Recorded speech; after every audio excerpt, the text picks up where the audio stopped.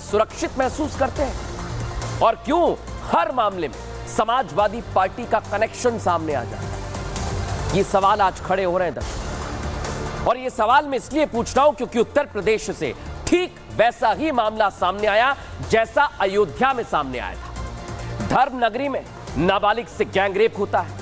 आरोप अयोध्या के सांसद अवधेश प्रसाद के करीबी और सपा नेता मोहित पे लगता है, जो मैं आपको दिखा रहा हूं। और अब ठीक वैसा ही केस कन्नौज से सामने आ गया दर्शकों। वही कन्नौज जहां से समाजवादी पार्टी की सांसद है डिंपल यादव।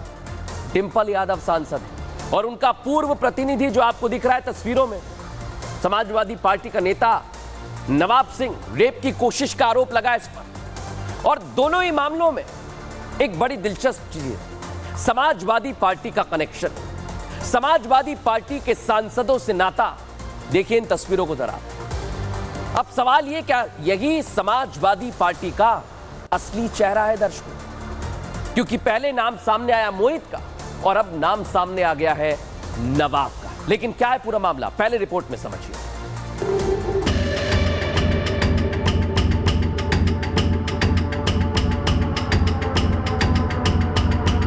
समाजवादी पार्टी के नेता मोहित खान की काली करतूतों का हिसाब अभी पूरा नहीं हो सका था कि अब नवाब खान के काले कारनामे की पहली पिक्चर सामने आ गई। अयोध्या की तरह ही इसमें भी आरोपी समाजवादी पार्टी का नेता ही है। कन्नौज में नवाब सिंह यादव ने एक नाबालिग को नौकरी देने का झांसा दिया।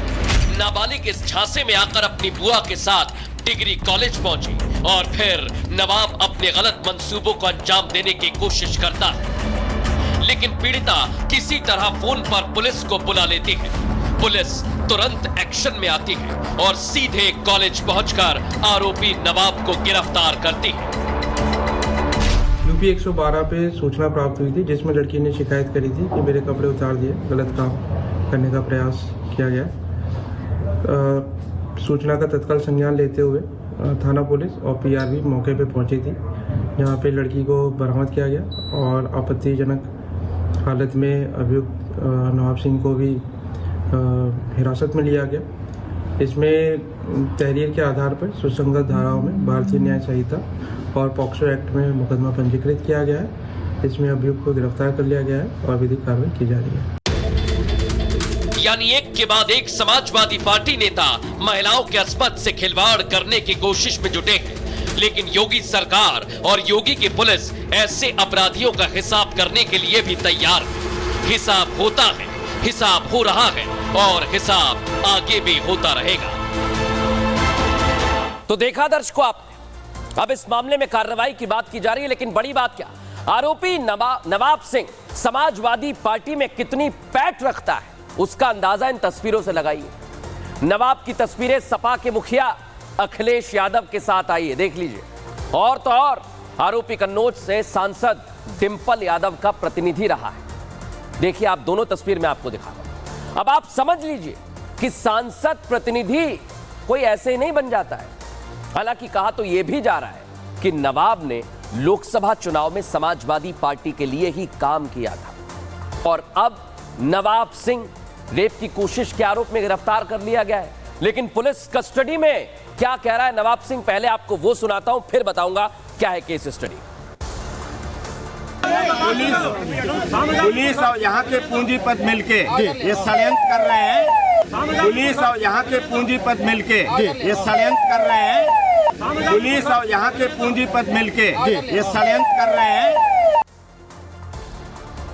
तो सफाई जरूर दी जा रही है दर्शकों, लेकिन आपको मैं बताने वाला हूं कि आखिर नवाब है कौन, समाजवादी पार्टी से उसका क्या नाता है, क्या किया है, तो जान लीजिए। समाजवादी पार्टी का पुराना नेता है नवाब सिंह यादव और नवाब सिंह अखिलेश यादव का भी करीबी रहा है। डिंपल यादव का प्रतिनिधि रहा है नवाब सिंह। सोचिए आप, लोकसभा चुनाव में समाजवादी पार्टी के लिए काम किया और 2006 में कन्नौज सदर सीट से ब्लॉक प्रमुख चुना गया है। 2007 में मायावती सरकार में इसी नवाब पर कई सारे केस दर्ज हुए थे दर्शकों, और अखिलेश के सीएम बनने पर नवाब का रुतबा और बढ़ गया था। अखिलेश राज में नवाब को मिनी सीएम कहा जाता था। सोचिए आप, मिनी सीएम। लेकिन केस 2 आज आपको सुनना चाहिए। क्यों कह रहा हूं? क्योंकि अयोध्या रेप केस के आरोपी मोहित खान पर समाजवादी पार्टी चुप रही। अखिलेश से लेकर समाजवादी पार्टी का कोई नेता शुरुआत में नहीं बोला। अयोध्या से सांसद अवधेश प्रसाद मौन रहे, कुछ नहीं बोले। फिर डीएनए और नार्को टेस्ट का राग अलापते रहे समाजवादी पार्टी के नेता। मोहित खान पर क्या एक्शन हुआ? बुलडोजर चला तो विरोध किया गया। योगी सरकार की बुलडोजर कार्रवाई को समाजवादी पार्टी ने गलत बताया। लेकिन अब बड़ी बात क्या है दर्शकों, मोहित पर कार्रवाई हुई, नवाब ने भी ऐसा ही कुछ किया है, तो क्या उस पर भी अब कार्रवाई होगी? लेकिन पहले आपको यह बताऊं कि इसे लेकर सियासत उत्तर प्रदेश में गर्मा गई है। इस रिपोर्ट में समझिए।